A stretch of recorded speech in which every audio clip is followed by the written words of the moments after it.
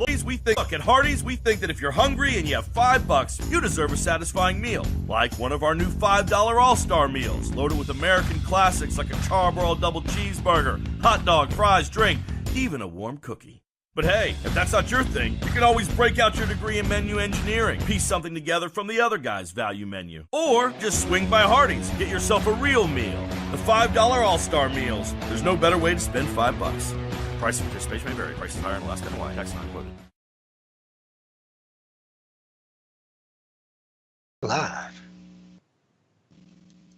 All right, everyone. Welcome back to Paranormal Connections. I hope everybody had a great Thanksgiving.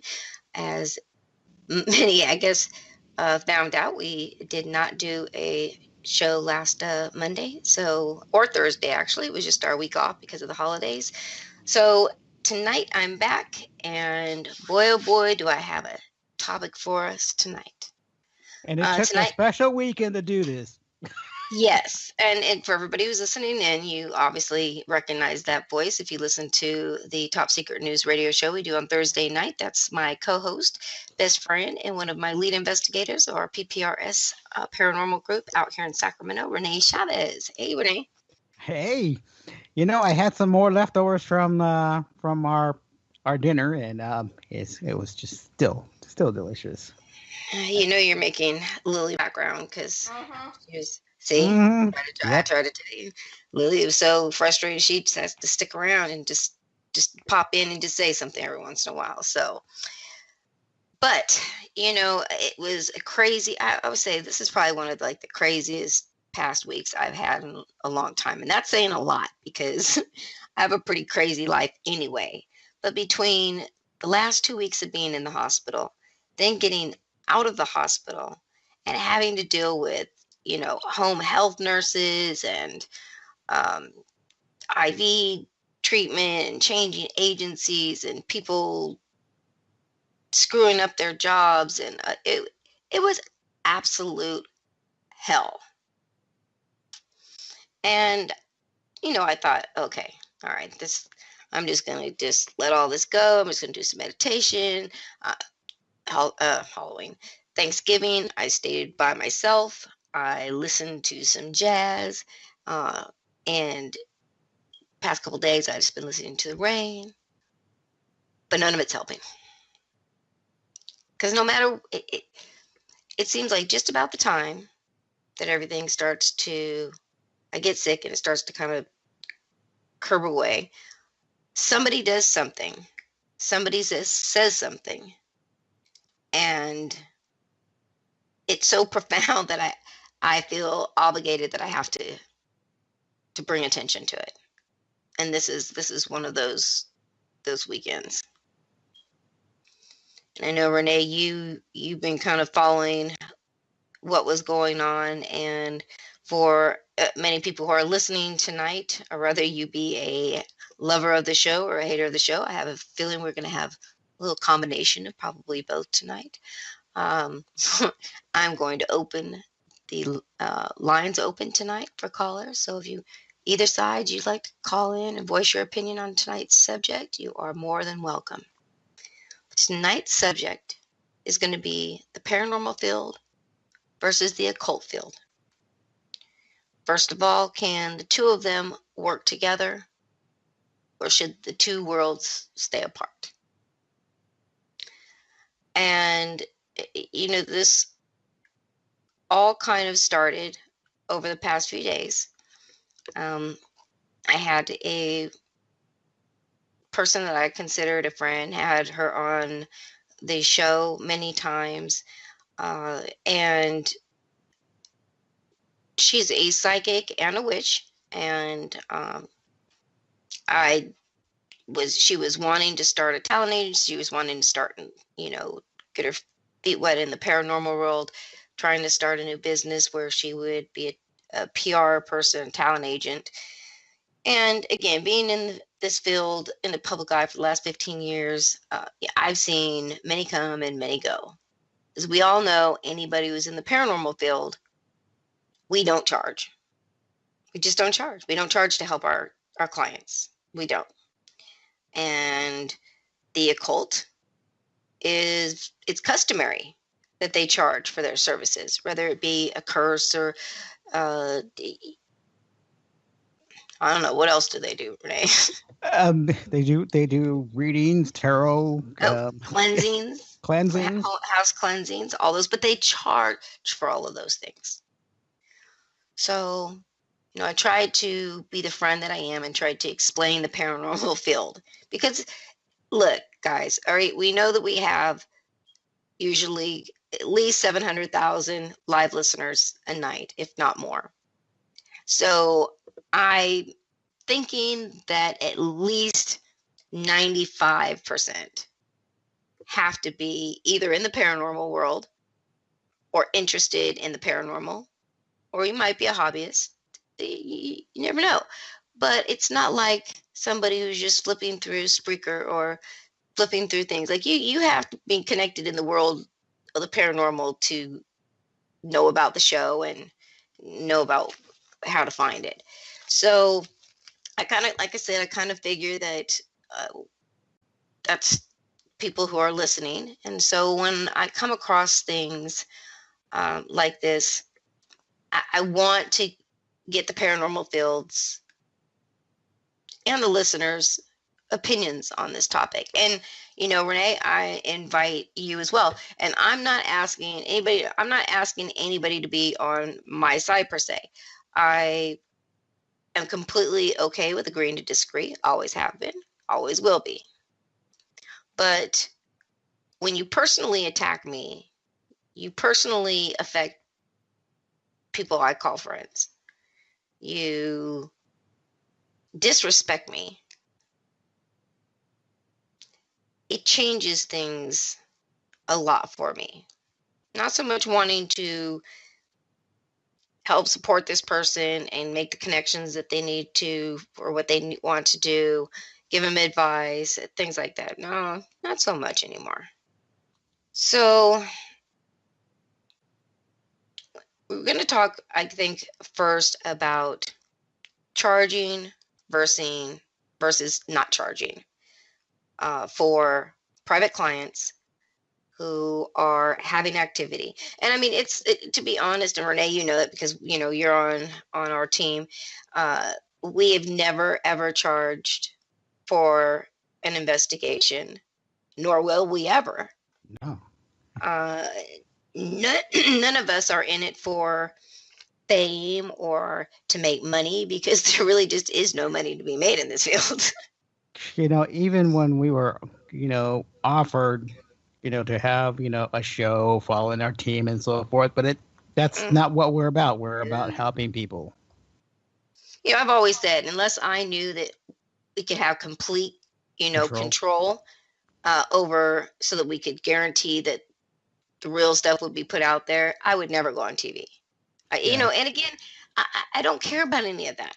I mean, the majority of, well, I won't even say the majority, but I would say at least, say 75% of the people who are in the paranormal are made up of people who, say, have had paranormal experiences themselves. And once the show started coming out on TV, they thought, wow, like that's cool. That's like a way I could help, because there was nobody really knew about paranormal investigating until it came out on TV. And then everybody's like, oh, wow, I could do that. And everybody just kind of went from there. They started out investigating places and they started getting private clients. And over the years, you just kind of learn by trial and error. And there you go. But it is almost, I would say, an unwritten law, because obviously there is no governing body of the paranormal. There is no accredited. There's no experts at all. Sure as hell, no experts. That is number one. Oh my God, don't you get me started on that one. But there is no accredited classes that you can take, because they can give you a piece of paper that you've paid all this money for to take an online class to tell you that, okay, now you've got this accredited certificate. And accredited to who? Because this field has no governing body. Like, that doesn't mean anything. That piece of paper to me makes me think that you're just There, trying to impress people with a piece of paper, because it doesn't mean you know anything more than what I know. there's not a special school to go to. There's no test you have to take. There should be. Now, I will say that there Yeah, they should be. should. But, look, years ago when we started the group, we used to give free training to local teams. Hmm. And people showed up. They wanted to show up. They wanted to know, they wanted to do things right. But now, like, there's just so many teams, and everybody thinks they know more than the other team. So I trying, know how to do it because I saw it on Ghost Adventures. and oh Lord, don't get me started on that either. Like, oh geez, I you had to set do it that. off. I I had to know. do that. Yeah, I know. But it's just setting an example on what not to do to get an education about the paranormal. just saying. Well, again, this is a field that started out that way. It started out a very small field that was literally just people who really wanted to help people who were dealing with this kind of stuff. And again, as more people started coming out about their stories and experiences with spirits and things like that, we started to see those people start their own groups. And it was really like, it spread like wildfire. I mean, it was just crazy. It was just like, let me say, for almost at least 15 years, like I've been investigating in the public eye. And before I was on another team. And really you just kind of again you just kind of learn trial by error and hope that the people that you're with knew what the hell they were doing, so you could kind of learn too. Because did I need any help as far as being able to communicate with spirits? No. Did I knew how to do cleansings, and I knew how to do a lot of things, but I never really like used the equipment and things like that. So that's one thing I learned over the years, was how to correctly use the equipment, things like that. So with my abilities, it all kind of meshed well. But again, it was a kind of an unwritten law that you didn't charge your clients. And it's always been that way. And that's why people, when you get this big wildfire, flood of all these people becoming paranormal investigators, and teams are popping up everywhere, and everybody's claiming, like they might have, 10 members, and they each have been in the paranormal for a year. And I've literally seen teams like this go and Hmm. make a banner and say they have 10 years experience. Okay, well, that's 10 years of each of, one for each of you. That does not mean you have 10 years experience. Like, that's false advertising. Yeah. So, I mean, obviously there is no regulation in this field, so anybody can be an investigator. You never know who you're really letting into your house. You have no idea what they're going to tell you. You have no idea if they're actually even going to be able to help you. But they go into it, at least those with true activity, they go into it wanting help. So you go in and you don't know what you're doing and you make it worse. Whose fault is that? That's the investigator's fault. And I would say the people of the household, because they didn't do enough research on trying to find the team, their credentials and so forth. Because I mean, there's a lot of people who claim that they're investigators, and they've done it for years, which they probably only got the idea from watching things on TV, and that considers them to be in the field. But that's not how it really works. It takes a lot of education. It takes working with the right teams, to Well, see, and that, yeah. mentor. But the education comes from working with other teams and listening to advice and learning different techniques and things like that. Like, that's the kind of stuff Mhm. you do. But that's not something that you have to go and pay to obtain. Right. but again, the egos in this field are just crazy. It's Yeah. crazy. Like when we talk about a paranormal field, boy, we are a bunch of paranormal crazies for real. You know, we got all, like for a while it was just people just being investigators, and next it became really big at that. So many people are psychic now, and they're all seem to be so-called experts in the field, and then There are no damn and experts. Don't you then they dare say that again. expert, and then Oh, that's and horrible. then they come across a darker case, so now it's demonic, and now they're going to make themselves a demonologist because they handled a so-called demonic case. So, but then you find them leaving the home, leaving the house, and the householder with the really angry spirit that they just provoked and pissed off. Right. So, so Well, and you talk about demonologists, and I mean it's part of kind of our topic tonight as well. Now, as you said, we saw like the big influx of paranormal investigating and mhm. teams and investigators, and then we saw an influx of what. And again, look, I've been working as a psychic on another team, and then my own team that I founded for the last 15 years, and been very open about what I did. And you want to talk about back in the day getting a lot of shit about it, because if you had a psychic on your team back in that time, then you were immediately discredited. I mean, they just looked so down on you.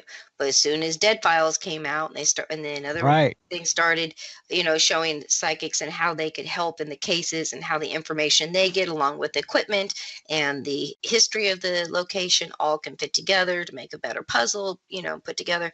And so then, like, I swear, and I've said this over and over and over on the show, like, it was like overnight.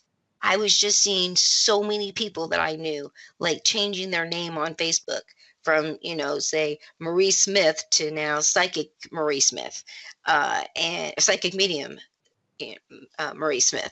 So it was it was just kind of crazy. It just happened overnight. And then, that kind of got played out. And then the next thing was everybody was a demonologist. And Mhm. I'm thinking, like, first of all, to become a demonologist, don't you need to have to like go up against some actual demons? Because again, if you go to a class online, that does not make you a freaking, that's like, you know, uh, being learning to be a police officer, and you just took online courses. And then when you get out there in the field, like, you're just supposed to know what to do. No, you're not going to have any clue. It's not, What it's two different things. On the that's job training. that's a very good point there.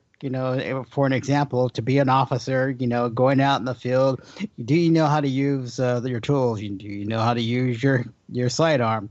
Do you know how to do a report? Do you you know the whole police report? Absolutely. Everything, because being a paranormal investigator does, even a demonologist, takes a lot of research, tons And of research in yeah. actual cases. Yes, there you go. Actual cases. You can do anything, but it's like, unless you have those actual cases under your belt, you know, it is More than hard one. for, right. It's it's hard for anyone to take anybody serious in this field who comes out as a demonologist. Now, again, whether you're a true demonologist or not, you Mhm. know, and again, that's all on perception. But even the demonologists in this field, because again, it became a popular thing to be, and so they put online classes, and so people went on to take online classes so that they could be have a title, and have a diploma. And again, it means absolutely nothing. It means that you went and read a lot of stuff. Like, that doesn't mean that you know what the hell you're doing. You know, and that's a very strong point, that a lot of that, that they read up all this material, that's just nothing but head knowledge. But that head knowledge means nothing unless it's actually worked with out in the field with an actual case. And each case can be different. You know, you're dealing with one kind of demon, and all of a sudden you're dealing with a totally different kind of demon. But those are far in between compared to all the other paranormal cases that we get. Rest are just angry spirits. Right. And well, okay, look, and even as many years as you've been investigating now with my team, uh, there has not been not one case. Now, mind you, we have had some pretty nasty cases over the years. Yeah. And we had, even with probably the closest that I really thought that was like just really, really bad stuff.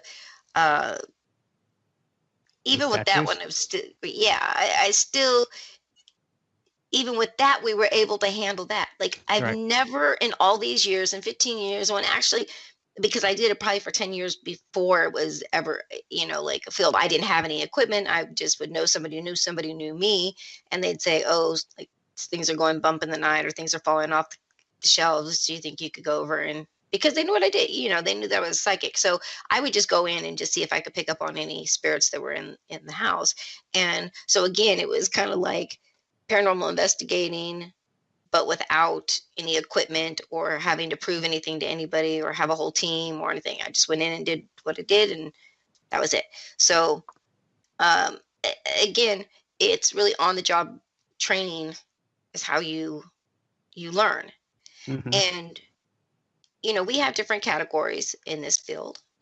We absolutely have, the hobbyists who are interested in the paranormal. Maybe they kind of like to research what's going on.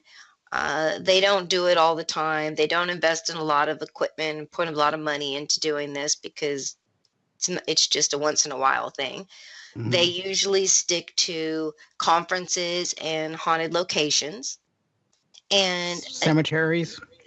Oh yes, let's not forget cemeteries. Nope. And the cemeteries. And so that's usually where they kind of lie. They're not really interested in learning about all that's involved in taking on a private case because it's very involved. It's I don't think most people realize how involved it is and you become in the case itself. So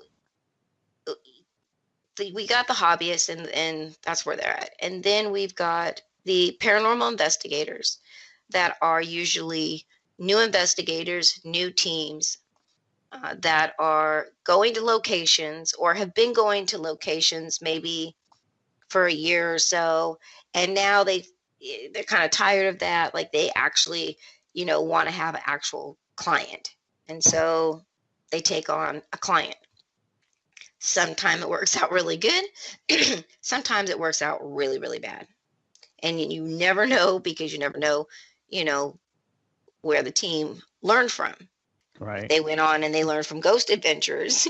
Yeah, you might not want to, have them in there provoking your spirits in there. And then there's also a lot of teams that go out there that are just paranormal investigators. They want to take on private clients, but yet all they do is validate activity. So they just come in with their team, they just put their equipment up, and if they capture anything, they just like ghost hunters used to be, they'll say, oh yeah, well we have this to show, evidence to show that you've got activity. But they do not know how to cleanse. They do not know how to cross spirits over. They cannot help you any further than validation. Yep. So those are the lower tier of paranormal investigating.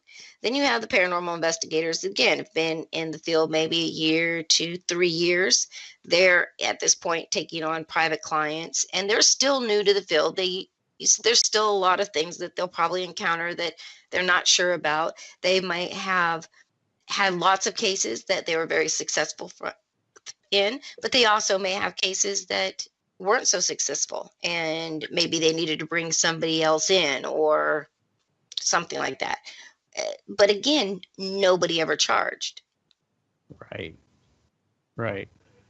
And when it comes to being a paranormal investigator, some of the teams that that we know that are pretty legit, that's why they add on paranormal research. They always kind of add that in there because we're not just investigating, but we're researching its background, the land, the home, the people that live there. If there's, and and just kind of working out scientifically and whatnot. And of course, what you would pick up psychically as well. So we put all this stuff together, and of course, it being a research thing, we're still learning because there's always something different about each individual case. All right, and we're using, we're trying out different techniques and different equipment and things Right. like that. I mean, that is the research part of the group, but hmm again, that's still. I mean, I guess could I make up a class? Yeah, I could probably make up some classes to, teach new investigators the right way to protect and the right way to do things. But again, this really is just a field that you have to just kind of just learn as you go, or really work together and make friends with other people in the paranormal field, so that when you run into something that maybe is a little bit more than you can deal with, or maybe you want to consult with somebody else or a psychic or whatever, you've got those people that you can call to, so you don't just leave your client with no answers and no hmm help. And so again, I take a lot of pride in what I do. This is absolutely no kind of hobby for me. I've been doing this for a very long time. I have busted my ass to have a good, reputation and be out there in the public eye, to take on, different topics, to educate people, doing the shows, just helping people through the group, just all the things that we do, the sky watches that we do for the public, just all this stuff, the giving back, everything that we do. That's what it's about, and you're not going to learn that in a class. Right. And, we've had in the past, for the past few years, have, had, a free, class when we invited the public to go to a specific cemetery even. And we sat around and we talk out about our equipment and talk about our abilities. Each person has a different field, whether they're sensitive or they have some other psychic abilities.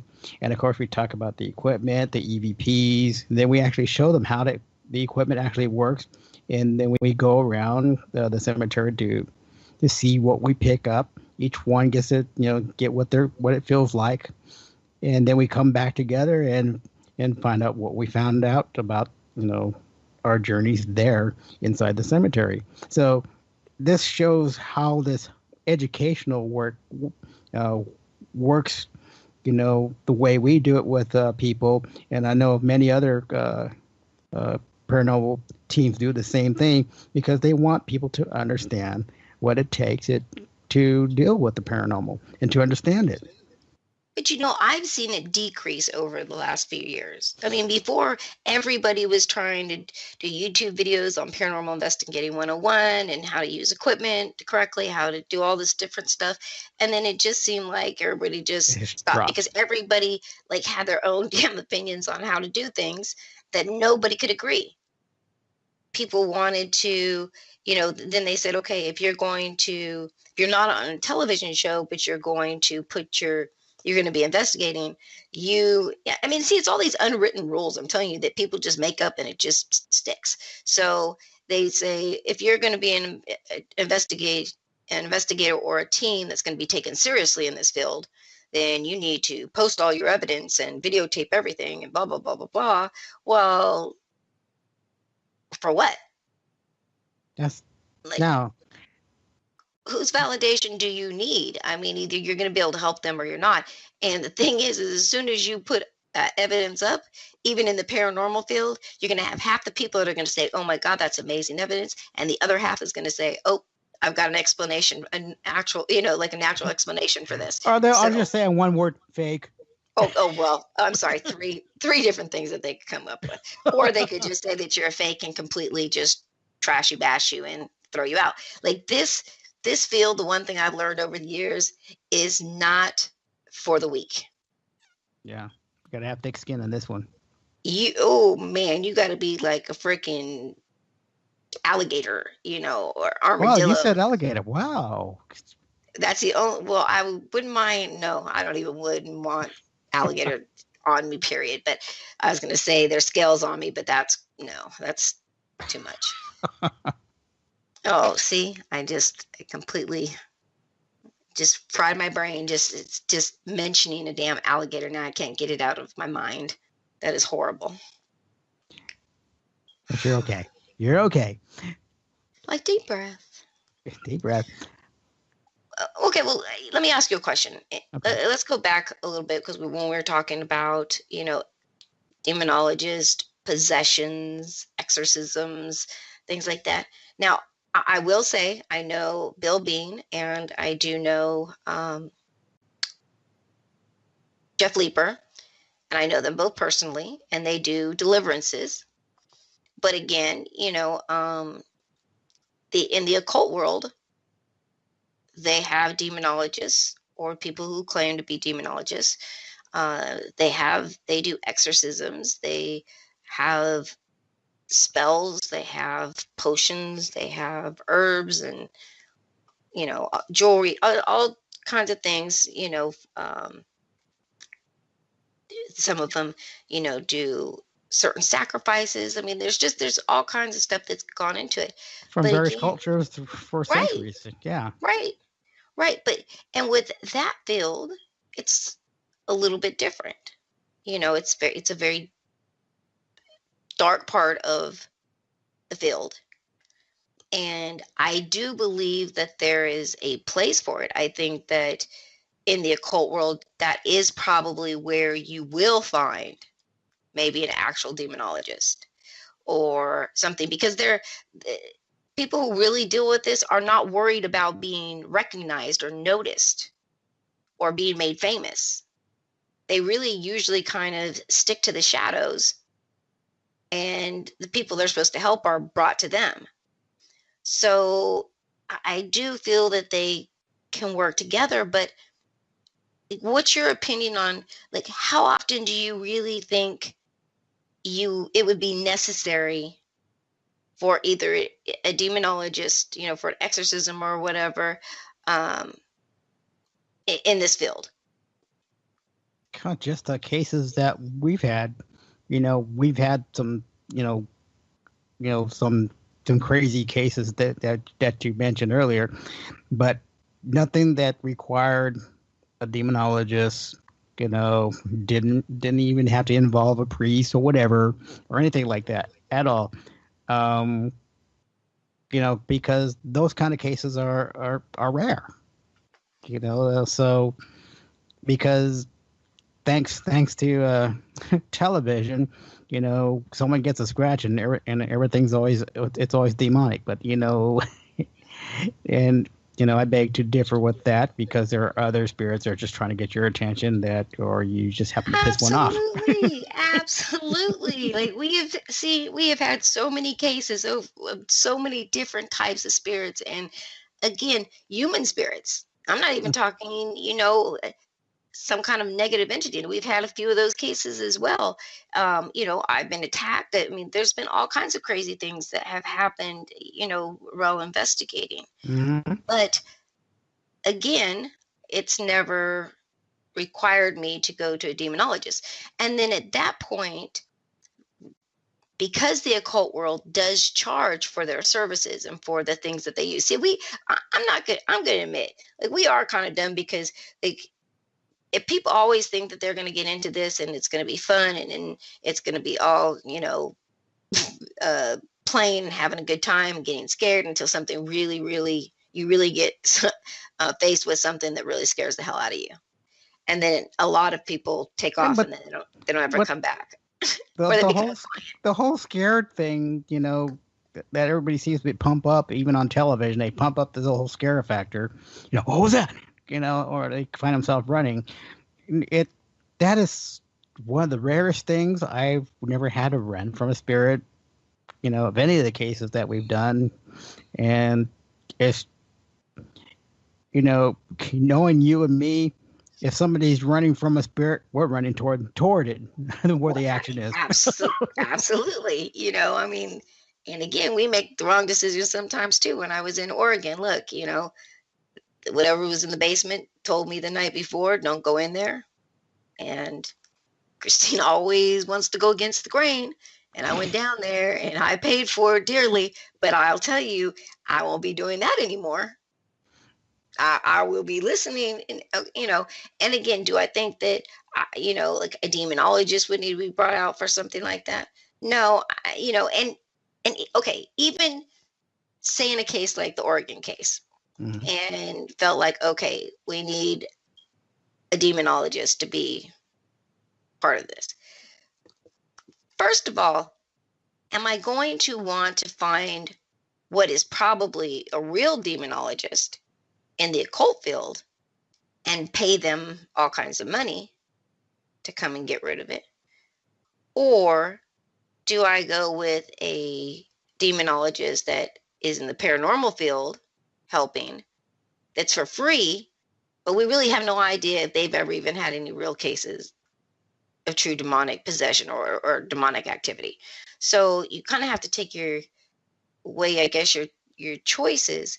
But in this field, I mean, if it means a lot of times teams get cases and they follow these clients, helping them for a year, 2 years. I mean, sometimes it's not so easy to get rid of stuff and it takes a while. And you got to really, figure out what you haven't tried, what you need to do, and keep trying to help the client. But the paranormal field, again, since we have this unwritten rule that we do not charge, we do this to help people who are in need. And that's going to kind of bring us to, again, a little bit more of the backstory of what created all of this. And then we're going to go for a quick break, and then we are going to be opening up the lines. And for those who want to call tonight, you are welcome to. I'll get the phone number to everybody before we go to break or when we come back. So again, I had a friend, and she is a psychic and a witch in the dark occult. I've had her on the show, and again, she wanted to get into the paranormal and try to make some stars out of people and get into the conference circle. And she was going to be the agent, so she was going to charge all these big prices and first class accommodations and flights and everything. And I kept trying to tell her, like, that's probably not going to happen. Like, this field is not where you make money, especially doing that. Plenty have tried. In the cult field, that would probably be maybe a better venue or a better field to do something like that, or to promote. I don't know if the cult world has conferences and stuff like the paranormal does. I don't know. I mean, again, I think that they could mesh in certain things, but as investigators, one of the things that we know is that not everything is dark. Not everything is bad that happens in the paranormal. A lot of times it's humans, spirits that didn't cross over, that are stuck there for whatever reason, or attached to the person for whatever reason, or are mad for whatever reason. If they were a horrible person or a serial killer in life and they didn't cross over, in death they're the same way until they cross over. So we've heard cases of the spirit that would only attack the women, because he had a problem with women, and all the guys were fine, but the women's are the ones that getting scratched or getting hair pulled and whatnot, and things like that. So each of these cases are so different, and when something like that happens, you can't use the D word to say, right off the bat, and especially in front of your clients too. Right. It's demonic. No, don't say that. Oh, you got a demon in her home.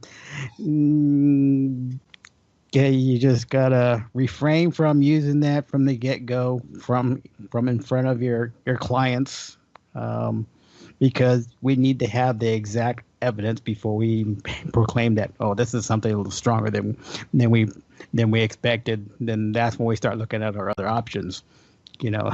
But we don't leave the client hanging. That's the other thing.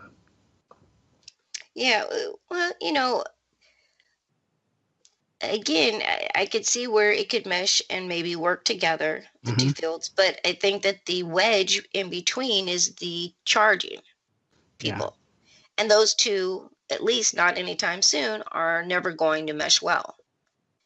And so this friend of mine, she had signed on a demonologist. Now, I will say that, I've spoke to him personally, and I do believe he's the real deal. I mean, his heritage, just what he does, this is, Hmm. again, it's his life. It's not a hobby. He is into the occult. I'm going to actually have him on the show the beginning of the year so we can, talk to him. But she decided she was going to have him as a client and market him out. And so, of course, she put out that a thing about him, and and she was telling people how much he was, would charge. And, this person lives in Idaho. And so anytime that a case popped up, she felt like he was going to need to be put into the investigation. Now, first of all, the paranormal field, as soon people in paranormal that she had added over time saw this, and of course, I tried to warn her, but again, demonologists in this field have such a bad rap, like a bad name, Hmm. that it's like when everybody says they're a psychic, you're like, all right, whatever. Like when I see some real proof of that over the years, then maybe I'll believe that. But otherwise, today everybody's a psychic. So it was one of those things that they started kind of saying, well, how can you prove that he's a real, demonologist? And, she was saying, well, he is the real deal, and I'm waiting for testimonials from, clients that he's had, and things like that. And because she got flack over the topic, she decided to go on a rant on Facebook about the paranormal field in general and investigators in it. And the first thing that she came up with was that, she didn't agree with paranormal investigators in the paranormal field, and blah, blah, blah. And she doesn't need to prove anything. And she's got the real deal. And everybody doesn't know what they're doing. And everything is dark and dangerous. And people should be out of there because they're hobbyists and they're not professional, and all these kind of things. And she said that anybody from that point on that in the paranormal field that disagreed with her on him, she was going to put a curse on them. And I saw that and I was like, oh man, man, man, man. And I had a few people who messaged me and they're like, what in the world did she just say? And I'm like, yeah, no. So I decided to go and comment back. And when I commented back, we got into this heated debate, and it led to her stating that the people in the paranormal field that did not charge were actually considered hobbyists and definitely not professionals in their field, no matter how many years they had in this field. Because if you don't charge, then you are not a professional. And I was sitting there biting my tongue, biting my tongue, biting my tongue. I was trying to explain. I was trying to tell her in private message. I was just trying to get it through her head, like, just shut up, stop saying the stuff that you're saying. Like, you're threatening curses and stuff on people in the field you're wanting to work with. Like, stop. So, but she couldn't. She couldn't. She couldn't help herself. Nope. Nope. Couldn't help Not herself. one bit. Not one bit. So she decided to take me on in a little debate. And Little. Yes, it could have been much, much, uh, much worse, I think. I mean, it started on her page, but then like a lot of her friends and the occult started attacking me, and she didn't say anything. Like it was just like she just wanted to be right. So I was like, okay, yeah, real good friend you are, because first of all, if you're a friend on my page and I put something up and it's like it's a debatable topic, I am not going to let my friends bash each other on my page. Like that's not what it's about. Like I am all about agreeing to disagree. Again, I was trying to just let her know that this is how the field is. You know, this is our calling. This is what we do. This is not a hobby to a good majority of us. Things like that. And I said I took a lot of offense to her comments calling me, a hobbyist and that I wasn't professional. And so on top of it, she wants to throw out, well, don't be mad at me. That's what the dictionary says, and posts She had to the throw the dictionary in there. yeah, like I give a damn about the damn dictionary. I know what a professionalism. Believe me, I am very professional when it comes to paranormal investigating and research and working in this field. So for anybody, and the first thing is she's not even in this field. She's a psychic, and she's not in the paranormal. She's just trying to insert herself just recently, and she's a psychic medium, but she's scared of investigating. Scared of spirits. Wow. I'm sorry. I never knew a psychic, because psychics, we deal with the spirit world all the time. I've Right. never actually known a psychic that was scared of spirits. But hey, that's just me.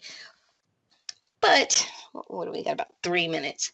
So yeah, so I kind of took offense to it. So I put a post up. And so again, I didn't name this person.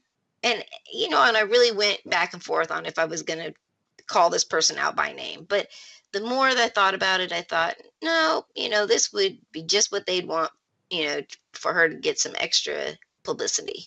So I'm not going to mention her by name. I'm not even going to give her that much, energy of mine. But, it spurred this rant that I put on Facebook about what had happened. And of course, I've got a lot of friends who are in the paranormal, and they either commented on the post or they were private messaging me because they really didn't want to get into the drama, but they were congratulating me, telling me, that I had their support and they were 100% behind me and things like that. And again, I didn't need anybody to come and jump on the bandwagon and take this person on with me. I mean, I'm a big girl. I say what's on my mind. I don't care, just the way it is. And so it made me think of tonight's show. And so decided that that's, what we were going to talk about tonight. Now we are going to get ready to go to break here in just a minute. But again, we are going to open up the phone line. So if you are a paranormal investigator or you are on a team and you're listening to the show tonight, we want to hear from you. We want you to call in and let us know, do you charge? And do you think that the occult charging can mesh with our field? I mean, we don't charge because if we charge, sometimes a lot of people don't have money to pay. So what do we do for those people? So I want to hear your opinions. I absolutely do. Maybe I'm completely wrong about all this. Who knows? We're going to see by the end of the night if I still feel the same way or if I feel a little different. Maybe I can be convinced of why you need to charge your clients and have a demonologist on your team full time to be a professional. I always wanted to be a professional. Well, you have to have a license and schooling and all that, and all of that is online is not good for anything. So I'm just not going to waste my time and let these dummies that want to go to these classes do it. How do you graduate?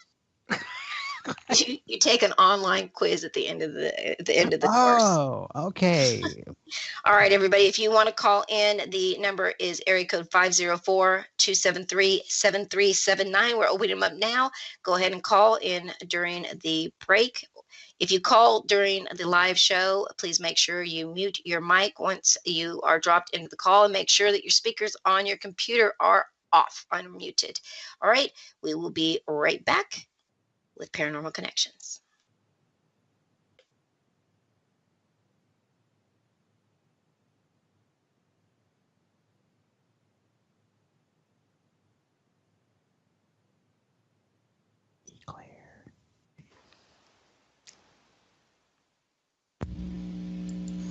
Ah. There you go.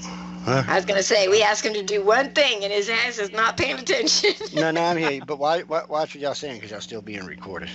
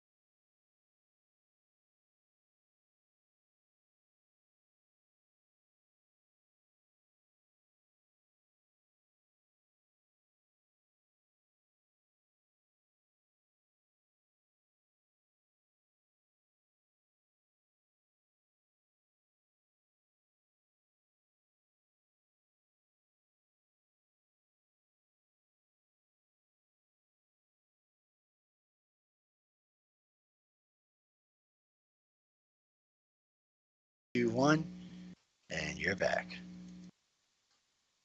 All right, everyone. Welcome back to Paranormal Connections radio show. We are back with the second hour.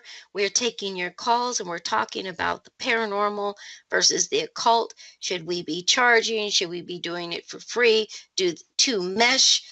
Man, oh man, I want to hear some input. And so, since you and I have been talking, Renee, we have Dawn calling in. Welcome, Dawn. Thanks so much for calling in. Where are you at on this debate? Well, where I'm at with this debate, throughout the times that I've been investigating, we have never, ever even thought about charging people for our work.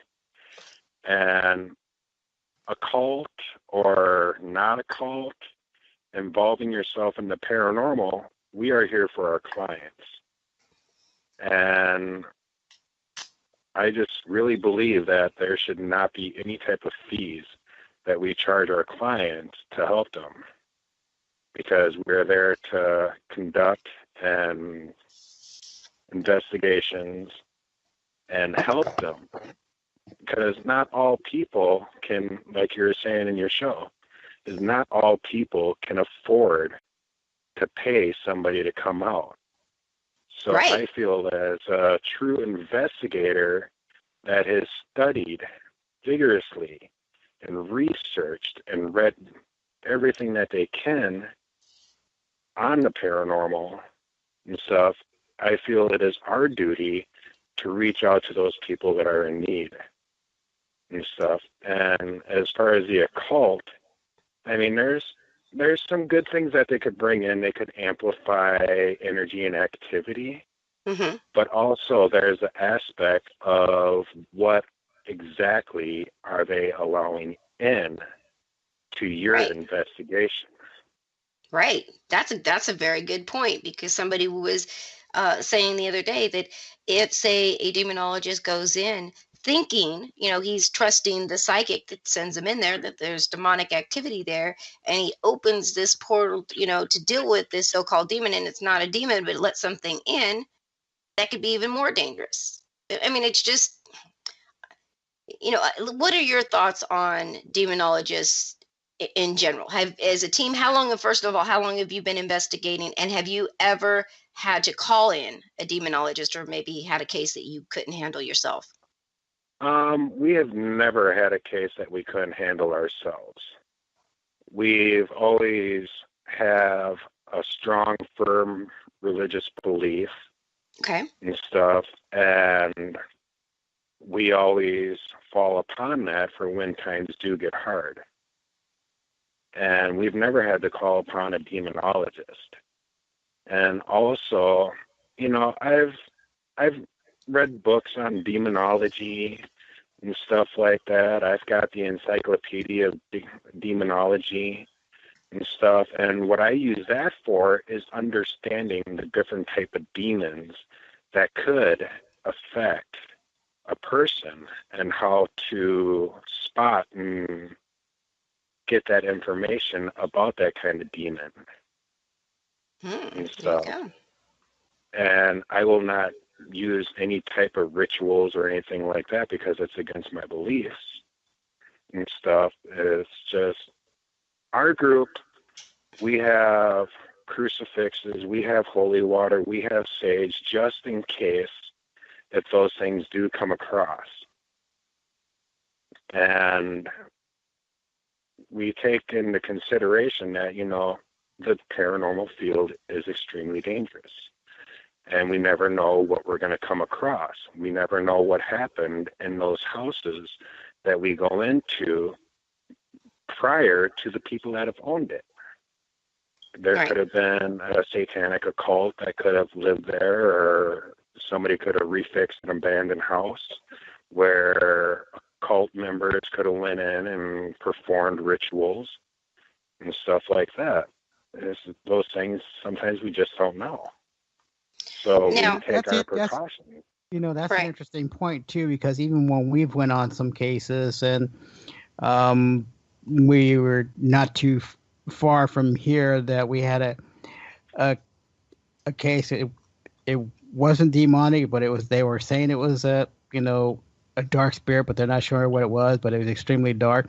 But when we did our research and we went there with our team, you know, the land, you know, was basically a battleground between settlers and the Indians, and so there were some angry spirits on both sides, and so it had nothing to do with any kind of demonic activity whatsoever, but it's just these angry spirits, and so you know you got this family in the middle of it all, too. So it's just that you got to do a lot of research. You know, it takes a lot of study to understand what we're dealing with.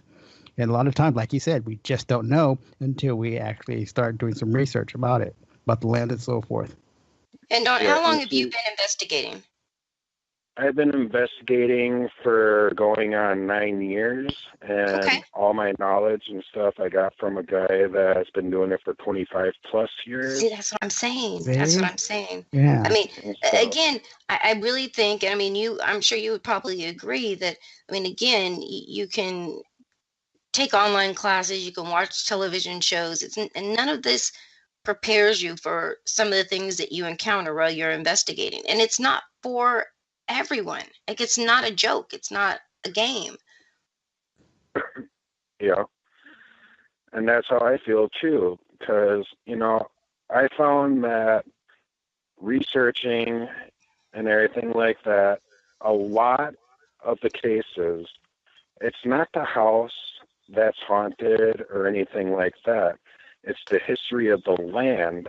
Mm-hmm. Because before I go and do research on a property or a house and stuff to see Right. if there's any type of death records or anything like that, usually Yes. it ends up being that there's no files of any deaths that has occurred inside of the house. And Right. then you look at the history of the land, like where I live right on the border of Fargo, North Dakota. This whole area was at one time ran by Native Americans and the American Army and stuff, which were constantly fighting back and forth, and also Native Americans fighting against each other over land, which there's a lot of deaths that occurred within this area. And I feel and believe that with a lot of these things, and along with any other investigation, is that if you carry a negative energy with you till your death, that negative energy will carry over with you into the spiritual world. Right. So it's a real big, huge debate on what's demonic and what's not, because a lot of people will say negative energy is demonic, which in case it could be a living spirit of a person that was once living that No, just absolutely. carried the negative energy over. Yeah, I've said that. I've said that for years Yeah. because I've encountered spirits that are 100% human spirits, but were some pretty nasty people and when they were living, and since they didn't cross over in death, they're still really nasty. So I've seen them trip people. I've seen them scratch people, throw things off the shelves, just all kinds of things, but it's not demonic. Now, have you, personally ever had any demonic cases or anything like that? There's one that is questionable, but I'm not going to say that it's demonic in nature, because I know that, because with my group, if something does happen and somebody does become possessed by a negative entity, Mm-hmm. I got prayers of exorcism and stuff that I got, because a lot of investigators know that the Vatican doesn't want anything to do with exorcisms and stuff because of the past, and they won't really go into detail. But you can get prayers of exorcism to cast out negative energies and stuff, and I've had to do that a few times with my wife because she is a medium. And anybody that's a medium or a psychic knows that when you have those abilities, you're like a beacon of light, and those spirits are like moths, Right. and they get attracted to you. Oh, And stuff. And absolutely. there's been times where negative things have entered my wife, where she would end up puking in her mouth, spitting it at me, and I'd have to sit there and hold her down and demand whatever it is to tell me what its name is, and then cast out whatever it is. See, that's And crazy. I've come I've never across had a case cases like that. I've had things happen like that. I've had things thrown at me. I've been pushed down, knocked down, scratched, Yeah, I've all had all sorts of those things stuff. happen. Yeah. But, that just comes with the line of paranormal work. It absolutely does. True. Now, I mean, what is your thought when you're, somebody who's in the cult world who's trying to enter the paranormal field is stating that, if you're not charging as a team or as an investigator for, cleansings and your investigations and things like that, that you are basically a hobbyist and definitely not a professional in this field because, well, first of all, we know there are no experts, but you're not even a professional in this field because only professionals get paid according to the well, dictionary. well, well, let's just throw that dictionary off to the side here for a minute. Because, there is, to me, in the paranormal field, there is no such thing as a professional in the paranormal field, because we are constantly learning new things every time we go out. Well, I think that we look at professional as more as how we conduct ourselves, more so than as a title of knowing more than somebody else. I mean, that's why I hate the word when people say, that they're a paranormal expert. I'm like, bull. We learn something new all the time. So, and there's, this isn't even a scientific based, phenomena. So we can't. How can we say anybody's an expert in something we barely understand still, even after all this time? So I think that, many of us that have been in the field for a long time, again, it is completely about our clients, helping them.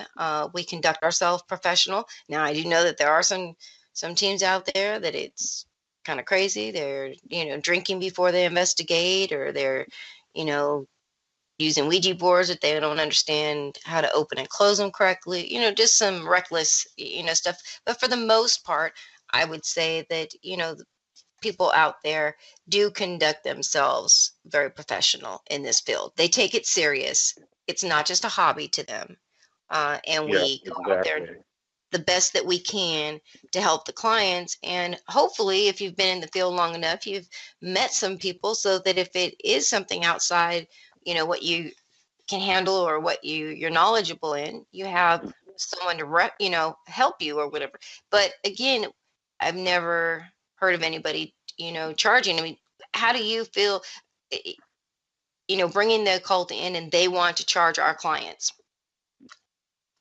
I think that is just completely wrong to even consider charging our clients and stuff. And the occult and stuff like that, combining the occult with the paranormal, I mean, we are two different groups of people, I believe, at least, because the occult, they're good at conjuring up and bringing forth things from a spiritual realm and stuff, which us as paranormal investigators, we are trying to conduct these investigations in a scientific manner to try to get the correct documentation to go along with what our clients are telling us and stuff. And I just really don't believe that the occult should be involved with the field of paranormal research, because I feel it's an insult to us as investigators that has spent the years of investigating, years of reading, years of learning as we go. And also, not only that, the money that we work hard for to get the equipment that we use stuff. I mean, it's all about our clients, and that's just, I don't know, that's just the way I feel about it. Well, I think that, their thought process is that, they help the clients the same way. And if they really need the help, then they should have to pay for it. But again, I think that a good part of the field is able to take on, I would say, the majority of their cases by themselves if they are experienced enough. Yeah. Now, what would you throughout do if you got the, a oh, sorry. okay, I'm sorry. What would you do if you got a client who was say practicing witch, or or their family thought they might have a curse, or something like that was going on? Would you, I mean, you of having, Christian beliefs, how would you be able to, help that type of a client? Or would you try to reach out to somebody who they would have a better fit for them?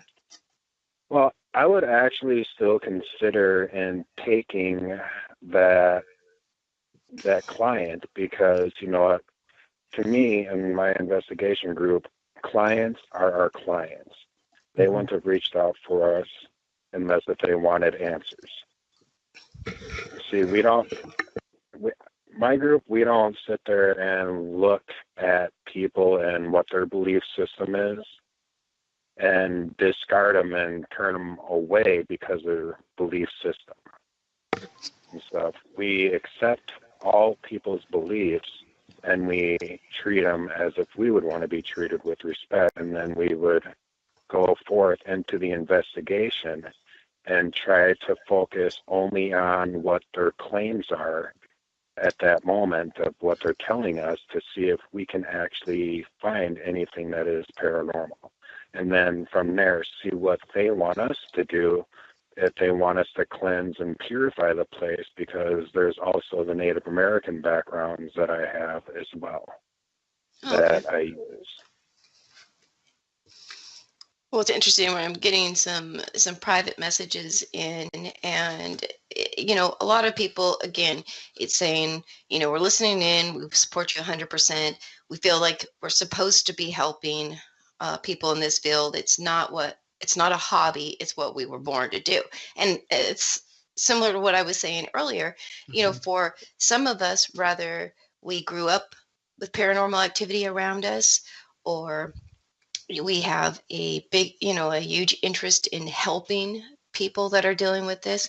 For us, I mean, I think anybody getting into this field realizes, really quick, that you're not going to make any money out of this field. You're probably going to spend more money than you're going to make.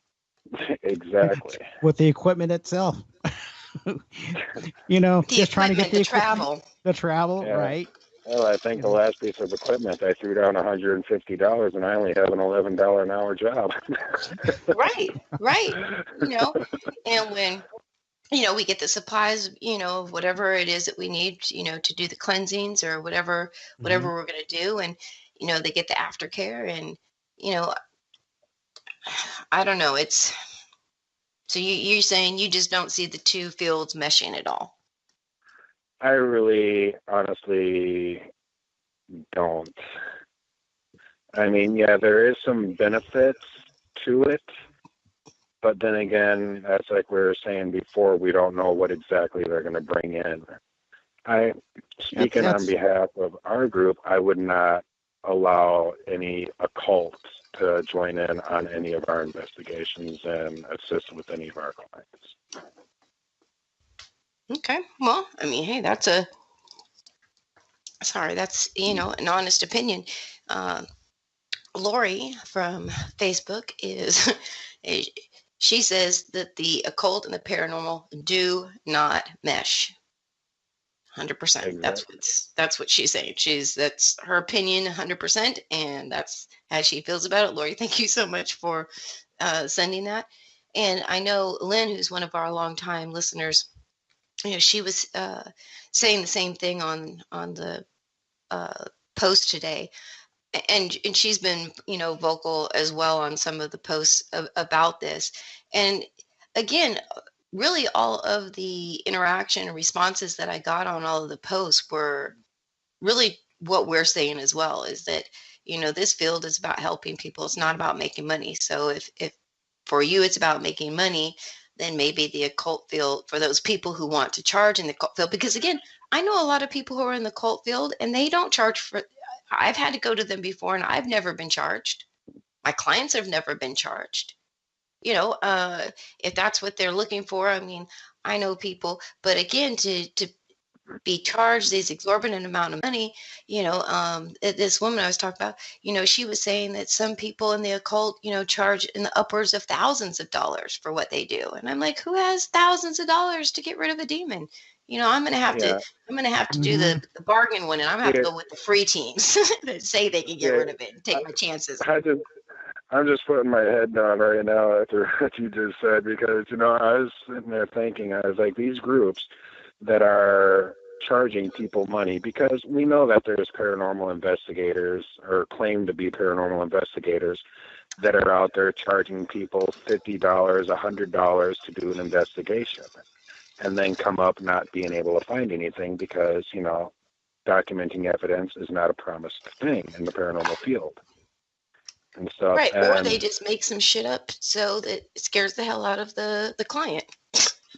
yeah, which leads to the money part of them taking this money and also setting up and creating a hoax, and also giving false presentation of anything that could be documented as paranormal. Or like what you mentioned too, you never know what they'll be bringing in themselves. If they have an attachment of their own, then they bring it into the home that's already infected with the paranormal activity, could also conjure up things. So it's just a lot to consider when you want to bring in a team, and who do you have on your team that'll be able to work with the clients without causing any more infestation of some of the activity that's going on. Well, Yeah, I'll tell you, exactly. if I was a client and I was paying, money for a team, they better give me results, because I'd want my money back if you gave me and you can help. Because like our team, when we go on these investigations, we not only investigate, but we also educate with the clients. We also as well as the cleansing, we also have the aftercare, making sure that they are still okay, and keeping in contact with them, making sure that it's done. So that's how thorough our team is when it comes to making sure that it's completely cleared.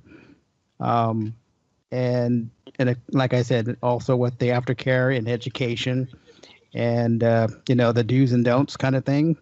Whatever you do, don't open it again, kind of thing. So, so Yeah. so it's important, to learn all these things, and of course we don't take advantage of our clients. You now pay up after we're done. No, this is how we give our greatest care to giving back to the people. Yeah, we do a lot of research outside of the normal investigations and stuff, but we also want to be able to give back to them, making sure that their well-being is secured. Yeah. Yeah, I was going to say, Christina, she knows the name of our paranormal group and everything, and with a lot of what we've been talking about, does have a lot to conduct and go into the name of the group that I run.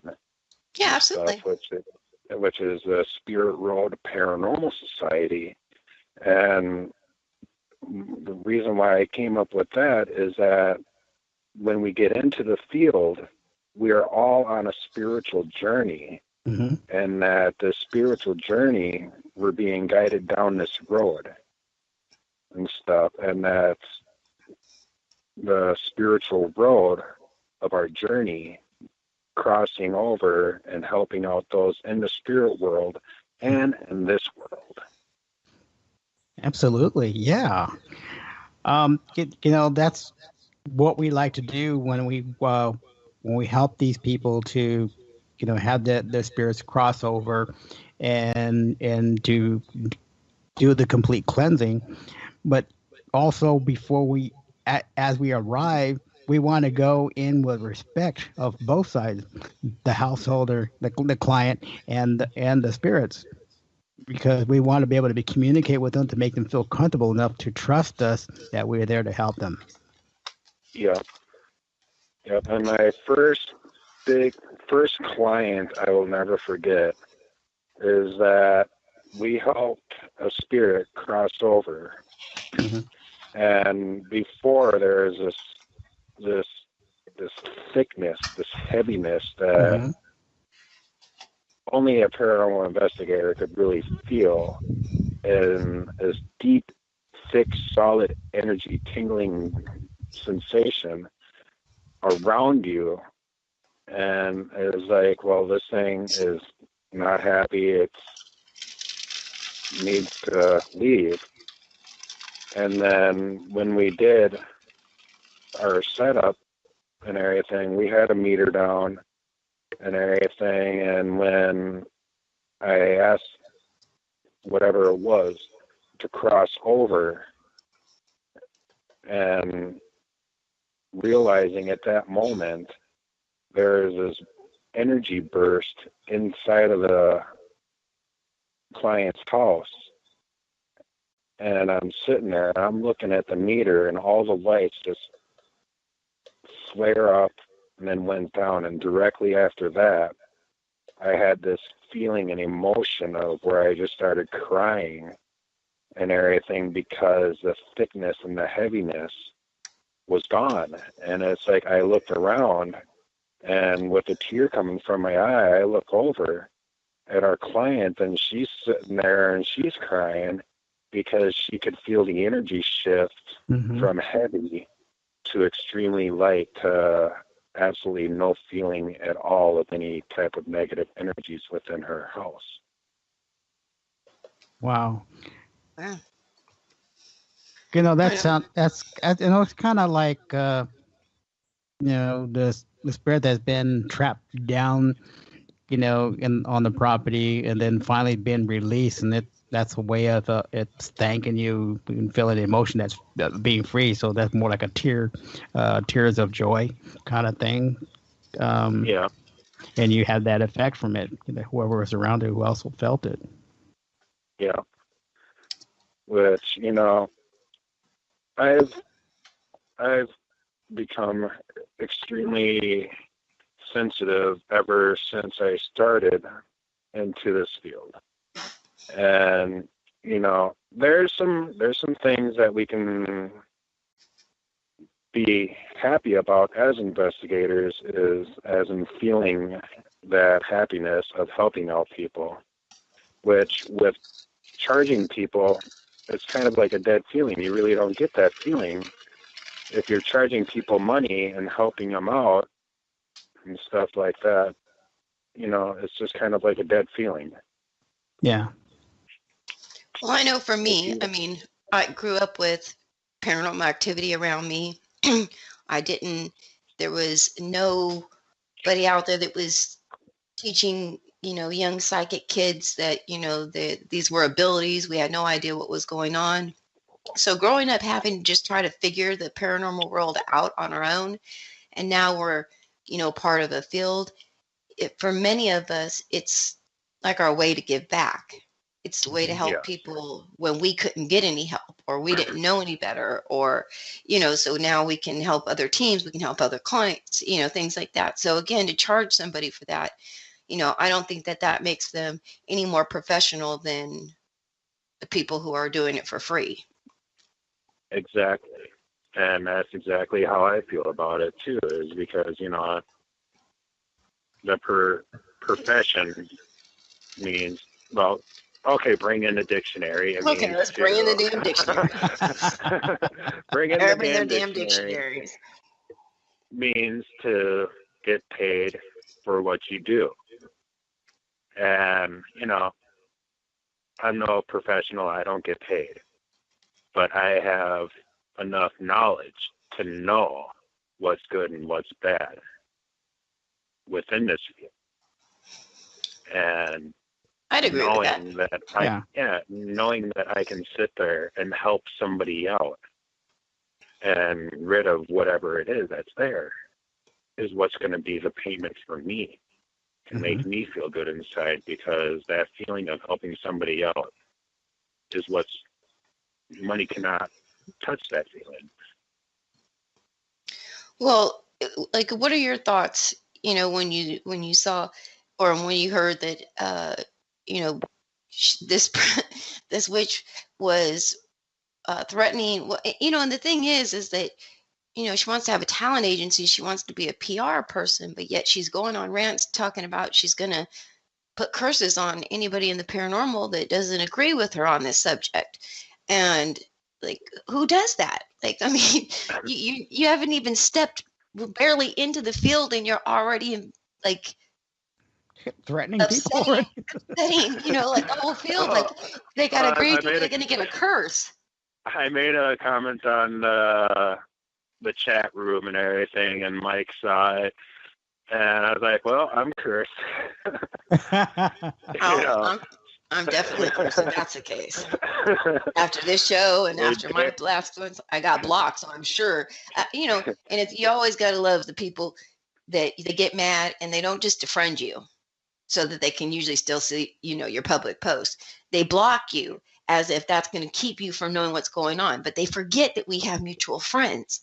So it's like, I find out everything. So it doesn't really matter. So it's like, they're probably listening. I'm surprised they didn't call in, but I thought that would have been kind of funny, but Yeah, I know I might have pissed off a few people on your page and stuff like that with some of the theories that I have and everything, but I know I pissed one person off particularly. I don't remember the name, but after she chewed me out for about a half hour, I sat there and I just put down, I'm just giving knowledge and helping spread the knowledge of paranormal research and stuff. But yeah, I'll admit there's people out there that's going to knock on us, rip on us, I mean, tear us down, try to debunk everything that we do. But you know what? They don't have scientific proof to say, how did this happen? Well, you can't explain it. I mean, there's people from NASA that, can't explain paranormal activity, because paranormal activity literally means scientifically unexplainable. Right. So how can somebody say that, like you're on an investigation? An example, we're on an investigation. I was using a thermometer and I was getting a baseline temperature off of a headstone showing people how this here works, and it was reading 38 degrees and then dropped down to negative 15 degrees and then shot back up to a regular 38. And the person that was with me was, he's all into science and everything like that. I looked at him and I'm like, well, can you explain that? And he's like, well, that could possibly just be a cold pocket that went in front or formed in front of your thermometer.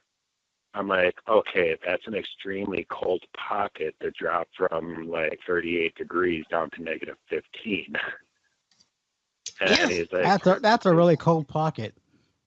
Yeah, he's like, well, could be a malfunction with your device. I'm like, here, you check it over yourself and stuff like that. Hold it down, point it at the headstone, get a base temperature of that headstone right there, and tell me what temperature it is. And he did.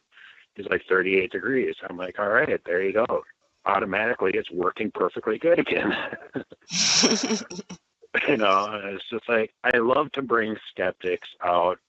We do too. And show them, especially with the PSV7 spirit box that I got, and just recently picked up an Ovulus 3.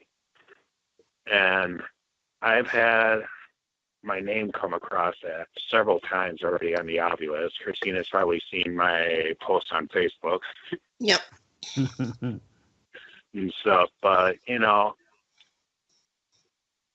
it's just Renee likes all stuff those like techie that. things and those apps. Not me. I can't even barely keep the phone to work when it's with me. So apps don't work Yeah, well with me. there's one app that I had that, it's all right and stuff. And, I just decided, I was just like, you know what? I don't know much about what these apps are. I don't know the process of what the person did to go through and make these and stuff. And it's just like, and then I'm looking at the apps itself, and it says that it gets connection to the microphone on your phone and stuff like that. So I'm like, okay, so this app is basically telling me that it can hear my voice. Mm-hmm. So with my voice, is it picking out words from the device where it can correspond with my questions? And the technology that we have available now, a lot of, the software teaches itself, by listening to you and interacting with you. That's how your smartphone gets so smart when it comes to you. And also a lot of the paranormal apps, they'll show that it also uses your phone's GPS. Yeah. Also. So I really discarded the paranormal apps and stuff, and that's why I picked up the Oculus 3 and stuff, something that actually has to be manipulated by an energy source to pick out the words to actually communicate and stuff. And it's just, there's skeptics out there that will debunk that as well, but it's just a tool that can be used experimentally in the paranormal field of research. That's all the part of the research we make. That's why we have so many different other devices. So even running out at the same time. One picks up something, the other one doesn't, and of course, just like any other technology, like even when radar was first invented, it's not only picking up planes. It doesn't, it also picks up birds. Then it has false images that radar picks up. So just like the equipment that we have now, sometimes, we'll get those false messages and stuff like that. So we have to take everything with a grain of salt. And it's always good that we have the multiple equipment, as well as using the EVP recorders, the K2s and other equipment to help out with it. And we scientifically, rule certain things out. So that's what's important about this research, that we can get the best evidence we got. And of course, we got old Christina with us. who picks crap up about evidence. I'm just there to help the client. That's why I don't even post. The cat with 9 lives. Yeah, I know. The girl with Final Destination life. That maybe I do need an occultist. I need an exorcism or something. Get rid of this bad luck. But I want to thank you for joining us tonight, calling in and putting your opinion in. And I want to, and I had a whole lot of comments that we didn't get to and questions from Twitter, but I will say, John from Arizona, he said if she wants to curse all the people who don't agree with her, I hope she's got a lot of money, because it's going to cost her a lot for all the curses that she needs for this field. And that's very true, because if they don't do their stuff for free, that's a lot of curses you're going to have to order. That's going to be a big bill. You are going to need to charge for your services at that point, just to be able to foot that bill. Order it on Amazon. Well, we're damned if we do, and we're damned if we don't. That's true. But you know what? As crazy as this, there is a lot of people that are in this field that are doing it for the right reason. I would say, 99% of the teams that are out there do not charge. All their money goes into helping other people.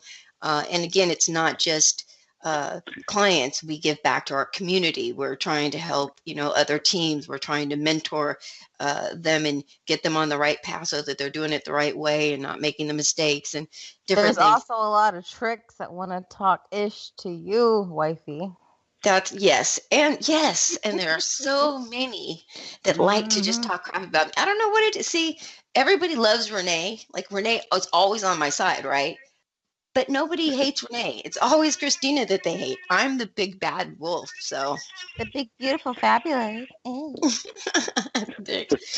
all right. Well, we have about 3 minutes left, and we have or actually 2 minutes left now. So I personally, when I do my shows, I end on time, unlike Mr. Joe. Stop talking trash about me and BS. Joe. You know what? I'm gonna take up BS. one of your minutes left and say to all the haters, Christina is the best. Wifey is amazing. To all of you people that are trying to demean and talk trash about her, she's absolutely amazing. She's a beautiful person. Screw you. She does what she does because she has a gift and she wants to share it, which is different from so many of you fakes who are just trying to use people. Christina is awesome and amazing. Shut up, Joe. I see you, Joe. Y'all need to get on the YouTubes and the webcam. Screw you, Joe. I love you. Well, thank you. Thank you. Wifey. Oh my gosh. Like, how could that not we be love any you, better Christina. than that way? Thank you so much, Don. I appreciate that. I appreciate your support, and everybody else, everybody who had, commented on the post, everybody that sent private messages. Sorry, everybody who is sending direct messages through Twitter. Thank you. I'm sorry we didn't get to everything. Who knows what'll happen over the next week? I may have to have another show. But as right now, thanks for tuning in. We'll be back. We've got Frank Zero coming up with The Farm next. So stick around and show him some support. All right, you've been listening to Paranormal Connections radio show on the UPRN Talk Radio Network, 107.7 out of New Orleans, and we'll see you next week. Have a great time. Good night. Good night. Yay, Christina. Introducing Hardee's $5 All-Star Meals. Loaded with satisfying classics. For just $5, you get a charbroiled double cheeseburger hot dog and, oh yeah, fries, drink, and a fresh baked cookie. Or a double cheeseburger, a spicy chicken sandwich, and what? The fries, drink, cookie thing again? Or hand-breaded tenders and, spoiler alert, fries, drinks, and cookies for days, y'all. All for just $5. The $5 All-Star Meals. Stop by Hardee's and get yourself one today. Price of participation may vary. Prices higher in Alaska and Hawaii. Tax not included.